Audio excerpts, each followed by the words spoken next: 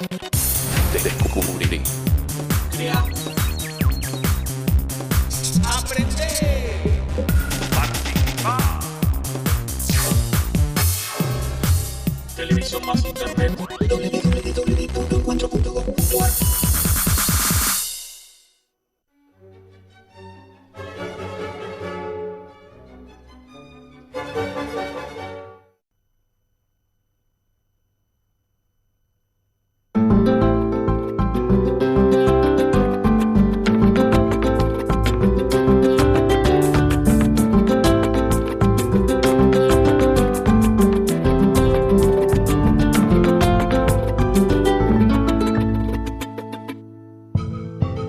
Hoy en Geografías visitamos la ciudad de Córdoba.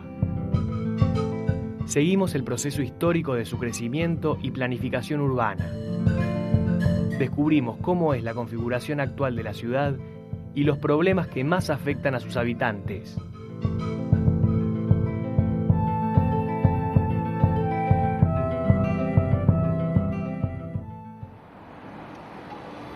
La ciudad de Córdoba es la capital de la provincia.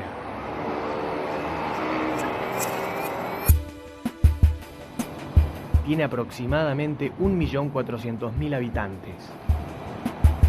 Esta cifra la convierte en la segunda aglomeración urbana de la Argentina después de Buenos Aires. Su población está constituida por una gran cantidad de jóvenes quienes llegan atraídos por las universidades públicas y privadas. Con las sierras como testigos de su crecimiento, la ciudad presenta una mezcla de edificios coloniales y modernos que le dan un encanto muy particular.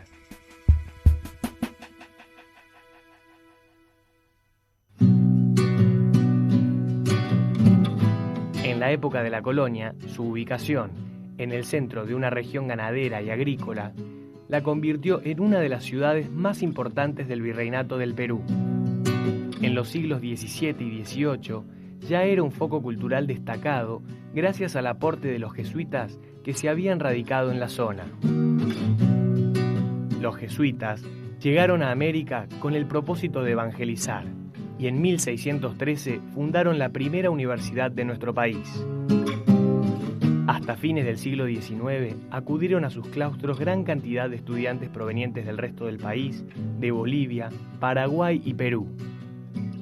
Aquí estamos en la manzana jesuítica que ha sido recientemente declarada Patrimonio Cultural de la Humanidad.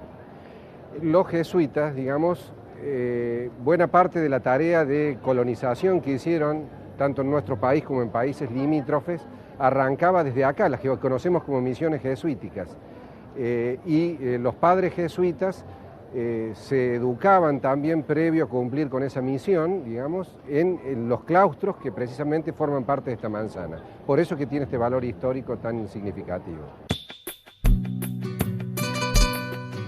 El licenciado Claudio Alberto Teco, especialista en geografía urbana, analiza el crecimiento no planificado que tuvo Córdoba a lo largo de su historia.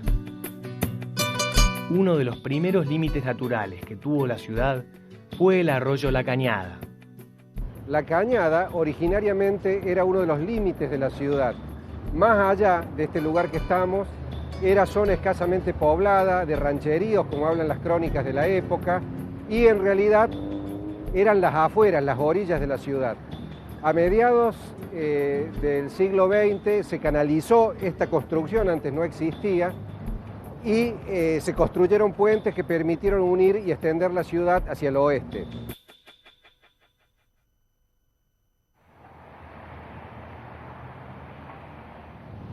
El río Suquía era otro de los límites naturales de la ciudad. La construcción de puentes permitió abrir caminos en dirección norte y crear barrios muy populosos.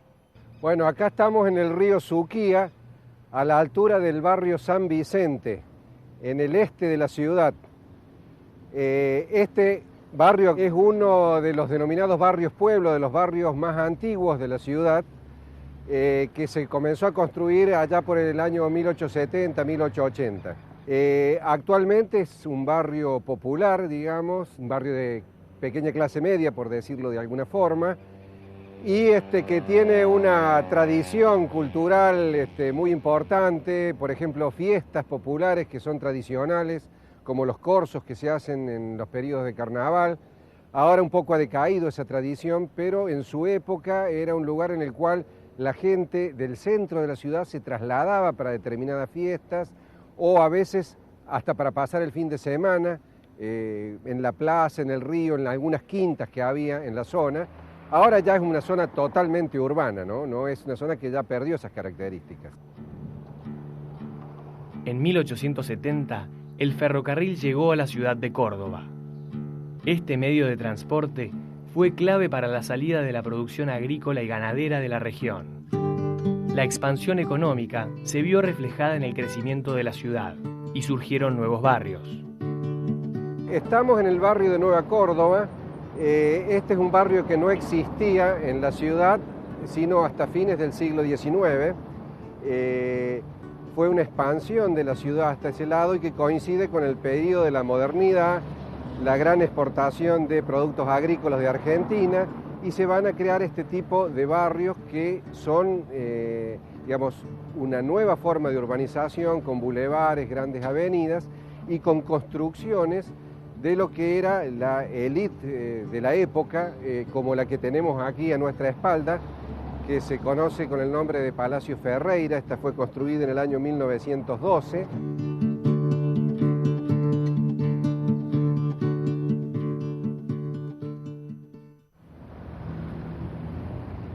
El arquitecto Alejandro Cohen describe las razones que ocasionaron el crecimiento desordenado de la ciudad. El boom industrial provocó un crecimiento irregular que se desarrolló en forma de anillos alrededor de la ciudad colonial. Luego, comenzó a expandirse sin demasiada planificación hacia los valles, entre las sierras. La ciudad la hicieron básicamente los loteadores y una planificación muy genérica, muy genérica, pero por eso la ciudad decimos que se desparramó como una mancha de aceite para todos los costados y atravesó un intento de ponerle algo así como un límite, que era ese anillo de circunvalación, esa avenida que la rodeaba, que tampoco nunca se terminó, pero no es básicamente planificado, es una agregación de barrios, como un archipiélago de barrios. En la segunda mitad del siglo XX, el desarrollo industrial le dio un fuerte impulso al crecimiento de la ciudad. Córdoba se convirtió en el centro de la industria metalmecánica y automotriz y atrajo a trabajadores de todo el país. Entre la década del 30 empezó una incipiente industrialización que se acelera a 1000 en la década del 60, ya con las industrias automotrices y la explosión de la matrícula universitaria. Entonces la ciudad creció con la industrialización y con el crecimiento de las universidades que captaron mucha gente del interior del país, de otros países. La avenida de Circunvalación fue concebida en los años 50 como ordenadora de las conexiones regionales y como barrera contenedora del crecimiento urbano. Durante el auge de la industria automotriz, las empresas se ubicaron en la periferia de la ciudad, en torno a la avenida Circunvalación. Alrededor de estas fábricas surgieron los barrios obreros. Como explica la doctora en Geografía Humana, Claudia Tomadoni, la ciudad creció superando los límites de la avenida de Circunvalación. Por ejemplo, en torno a la planta Renault se construyeron monoblocks en donde habitaban sus trabajadores, no solo operarios, sino también trabajadores gerenciales, algunos de ellos. Y bueno, la ciudad fue creciendo al ritmo del crecimiento de la industria, ¿no? Básicamente tiene que ver con la llegada de trabajadores para estas industrias. Hoy por hoy esos barrios todavía viven algunos trabajadores que quedan de esta Córdoba desindustrializada que tenemos en los años 2000, pero básicamente lo que quedan allí son muchas historias truncas de trabajadores desocupados, ¿no?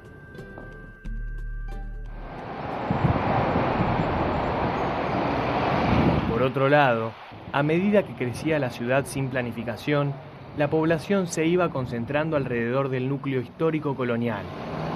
Las calles estrechas y las escasas avenidas hicieron que con el tiempo el tránsito se convirtiera en un problema. Actualmente, Córdoba es una de las ciudades de más difícil circulación del país. El problema principal del tránsito en realidad es la congestión a las horas pico en los accesos y egresos al centro, a los principales centros educativos, universitarios, al Poder Judicial, a la municipalidad, a los edificios públicos.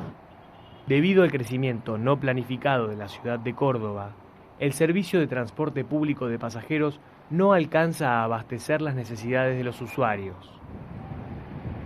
Ante la falta de alternativas de transporte, para trasladarse dentro de la ciudad, los cordobeses dependen de sus autos particulares mucho más que los habitantes de otras ciudades.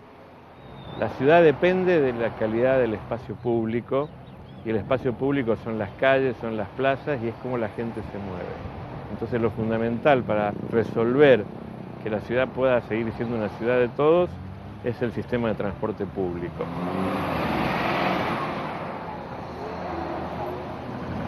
La cantidad de vehículos que circulan por la ciudad también afecta la calidad de vida de sus habitantes. Como director de Gestión Ambiental y Desarrollo Urbano, Raúl Alac analiza los problemas que ocasiona la contaminación sonora y ambiental. Yo creo que fundamentalmente se trata de que Córdoba está en una depresión, en un pozo prácticamente.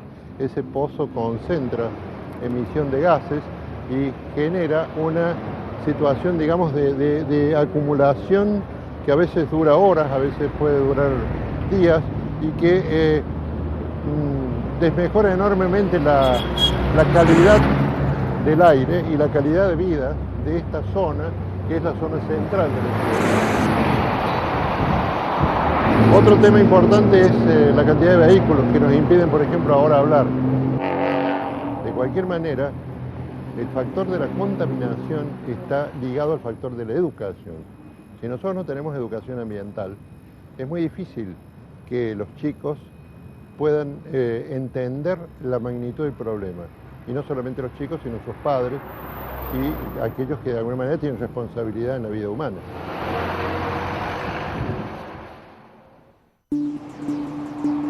Como la mayoría de las ciudades latinoamericanas, el crecimiento de Córdoba se dio de forma irregular desde el punto de vista social. Además, la falta de planificación urbana ha ocasionado serios problemas ambientales y de tránsito.